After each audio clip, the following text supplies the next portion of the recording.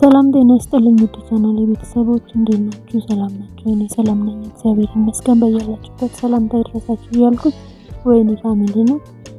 ዛሬም በአዲስ ቪዲዮ መጥቻለሁ። ቤተሰብ የሆናችሁ ላይክ፣ ሼር እያደረጋችሁ አበረታቱኝ። ቤተሰብ ያልሆናችሁ ደግሞ ወደ ቤቱ ተቀላቅላችሁ ሰብስክራይብ አድርጉና እኔ የምለቅላችሁ ቪዲዮ ይደርሳችኋል ማለት ነው። የኖቲፊኬሽኑን ምልክትም ንኩ፣ የደወል ምልክቷን ማለት ነው። እኔ ቪዲዮ ስለቅ በቀጥታ ይደርሳችኋል ማለት ነው። ኢትዮጵያ ላይ ያለውን ነገር አካፍላችኋለሁ፣ ያየሁትን ነገር፣ የታዘብኳቸውን ነገሮች አካፍላችኋለሁ ማለት ነው። እና ሰብስክራይብ በማድረግ ቤተሰብ ሁኑ እላችኋለሁ። አዲስ የሆናችሁ አዲስ ያልሆናችሁ ደግሞ ቤተሰብ የሆናችሁ ላይክ፣ ሰብስክራይብ ላይክ ያደረጋችሁ አበረታቱኝ እላችኋለሁ ሁሌም እንደምላችሁ።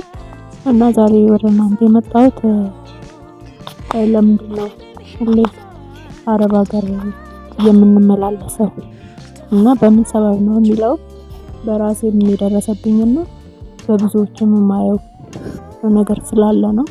እሱም ለምንድነው መሰላችሁ ውዶች፣ ብዙ ጊዜ እኛ አረብ ሀገር ላይ ሆነን ብር የሚያልቅ አይመስለንም።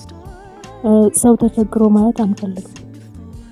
ሰው ሲያለቅስ አብረን የምናለቅሰው፣ ሲቸገር በቃ ሲታመም አብረን ነው የምንታመመው እያለቀስን ማለት ነው፣ በብራችን እያገዝናቸው። እሱ ማገዝ ጥሩ ነው፣ ግን ብዙ ጊዜ የረዳናቸው ሰዎች ያገዝናቸው ሰዎች ናቸው እኛን ተመልሰው የሚከሱን ማለት ነው። እና ምንድነው እኛን የሚያመላልሰን? ሰውን ለሰው ብለን ነው እኛ የምንኖረው። ለራሳችን ሳንቆም፣ በሁለት እግራችን ለራሳችን ሳንቆም ለሰው ነው የምንኖረው ማለት ነው።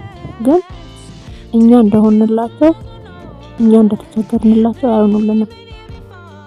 እኛ እዛ ሆነን ስናግዛቸው የነበረ መተንም ደግሞ ብራችን እስኪያልቅ ድረስ ለሰው ብለን ብራችንን፣ ጉልበታችንን፣ ሁሉ ነገራችንን ጨርሰንላቸው ተመልሰው ግን እኛን ነው ተከሳሽ የሚያደርጉን። የሚከሱን እነማን ናቸው? እነዛ የተቸገርንላቸው፣ ያለቀስንላቸው፣ በብራችን ያገዝናቸው እነሱ ናቸው መጀመሪያ ላይ የሚከሱን ማለት ነው። እና ይሄ የሁላችንም ታሪክ ነው። አረብ ሀገር የለመደች ሴት አትቀመጥም ሀገር ውስጥ ይባላል፣ እንደ ተረት ይወራብናል ማለት ነው። ግን እኛ ለሰው ብለን ተቸግረን ለሰው ብለን ያለንን ነገር ብትንትን አድርገን ነው እንጂ ከነሱ በላይ መኖር እንችላለን። ያለንን ብር ብንቆጥብ ከነሱ የበለጠ ልንኖር እንችላለን፣ ብልጥ ብንሆን ማለት ነው። ግን የዋነታችን ሰው ለምን ይቸገራል ብለን ማሰባችን ራሳችንን ነው የሚጎዳው።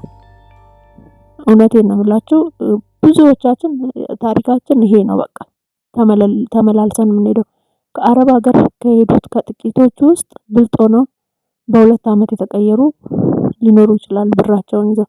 በተለይ አሁን ላይ፣ በፊት ነው እንጂ ብዙ ልጆች ብራችንን ተበላን ምናምን ብለው እንትን የሚሉት፣ አሁን ላይ የሚሄዱት ግን እየነቁ ነው። እውነት እኔ ብዙ ልጆችን ጓደኛዬ ሳትቀር አለች በጣም ጎበዝ፣ ብርም አያያዝ ላይ በጣም ጎበዝ ነች። በቃ ተመልሳም ስላየችው ማለት ነው። አንዳንዴ እዛ ቁጭ ብለን ብር እናጠራቅማለን ብለን ስናስብ እዚህ መተን አይተን ብንሄድ ነው የሚሻለው። ከዛ ስንመጣ ብዙ ነገሮችን ነው የምናየው። ሰውን እናያለን። ብር እንኳን እንዴት መያዝ እንዳለብን የምንረዳው ተመልሰን ስንሄድ ነው። እና በዛው ሁለት አመታችንን ጨርሰን 4 አመት 6 አመት የምንቀመጠው ጥሩ አይደለም እሱ። ምክንያቱም ስላላየ ነው ብሩ የሚያልቅ አይመስለንም። ሰውም ተቸገርኩኝ ሲለን በቃ አውጥተን ነው እንትን የምንለው። እና ምን ልላችሁ ነው፣ እዛ ከምትቆዩ 4 አመት 6 አመት ከምትቆዩ 2 አመታችሁ ሲጨርሱ መታችሁ እንኳን የሆነ ነገር ብታዩ ማለት ነው ትማሩበታላችሁ። እና ለሰዎች ብለን ዋጋ ስንከፍል ራሳችንን ነው የምናጣው። የዛኔ ግን ማንም ከኛ ጎን አይቆምም። ማንም ለኛ ብሎ የሚያዝንልን ሰው የለም። ወይ በወንድ ጨረሰች ነው የሚሉን፣ ወይ ደግሞ በታትና ጨረሰች ነው የሚሉን። ስለዚህ እንደዛ ባናደርግ፣ ያው እኔም አንዷ ነኝ፣ እንደዛ ባናደርግ ነው አሁን ተመልሼ ቤት ማንንም አልረዳም።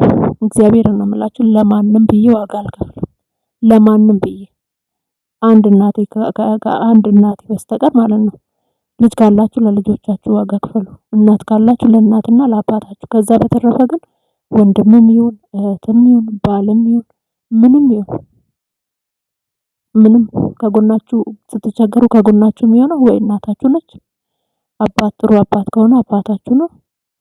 ልጅ ካላችሁ ለልጃችሁ ነው እንጂ ባል እህት ወንድም ዘመድ ምናምን እያለን እድሜያችንን ከምንገፋ እግዚአብሔርን ነው የምላችሁ ስስታም ብትባሉ ነው የሚሻለው።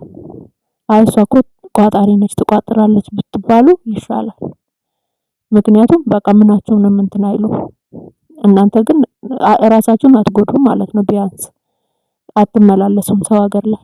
እኛም ያመላልሳል ለሰው ብለን ዋጋ ስንከፍል ነው ወደ ከአንዱ አረብ ሀገር አንዱ አረብ ሀገር ከሌላው ሀገር ከሌላ ሀገር የምንመላለሰው ለሰው ዋጋ ስንከፍል ነው። እና ለሰው ብለን ምንም አናደርግ። እውነቴን ነው የምላችሁ። ለእናታችሁና የወለዳችሁት ልጅ ካልሆነ በስተቀር ለባል ለእህት ለወንድም ምንም አይነት ዋጋ መክፈል አያስፈልግም። እና ሞኝ ነው የምትባሉት የምትከሰሱት እናንተ ናችሁ። መጀመሪያ ክፉ የሚላችሁ እናንተ ያገዛችሁት ሰው ነው። እንደ መጥፎ የሚያያችሁ ምን አረግሽልኝ የሚላችሁ ሰው መጀመሪያ እናንተ ያገዛችሁት ሰው ነው። ገባችሁ? እና ምን ልላችሁ ነው አረብ ሀገር አንመላለስ። አንደኛ ህይወታችንንም አንቀይርም። በሽታም ነው ይዘን የምንመጣው። በቃ ደክሞን ጉልበታችን ደክሞ የእግር በሽተኛ የወገብ በሽተኛ ሆነን ነው የምንመጣው። ከዛ ስንመጣ ብዙዎቹ የአእምሮ በሽተኛም ሆነው ይመጣሉ። እና የብራችንን አያያዝ ብናውቅበት ለዚህም እዛም ተቸገረ ላለን ሰው ሁሉ ባንሰጥ ምንም አያስፈልግም። በቃ እዛ ቁጭ ብለን ስራችንን ለወጣንበት አላማ በስተቀር ለሌላ ሰው ማንም ይሁን ማንም ተቸገርኩኝ ካለ አለመስጠት ነው። ብራችንን ሴቭ ማድረግ ማለት ነውና ዛሬ ይዤላችሁ የመጣሁት ይሄንን ነው። እውነት አረብ ሀገር ላይ መመላለስ ምንም ትርፉ ድካምና በሽታ ነው እንጂ ምንም አይነት ሌላ የምናመጣው አሁንም እንሄዳለን 2 አመት ወይ 5 አመት ጨርሰን እንመጣለን። አሁንም እንሄዳለን። በቃ ማመላለስ ብቻ ነው እንጂ ውሃ ቅዳ ውሃ መልስ ነው ምንድነው የሚባለው? እንደዛ አይነት ነው እንጂ የሚሆነው ምንም ለውጥ አናሳይምና እንደዛ እናድርግ። ራሳችንን እንትን እንበል። በቃ ራሳችንን እንውደድ። ቢያንስ ራሳችንን እናተርፋለን። ራሳችንን ብንወድ ማንንም አናጣም። ገባችሁ? እና እንንቃላችኋለሁ ውዶቼ። ስላዳመጣችሁኝ አመሰግናለሁ። ስለምታበረታቱኝም አመሰግናለሁ። ክበሩልኝ። ላይክ፣ ሼር፣ ሰብስክራይብ ማድረግ ደግሞ እንዳትረሱ።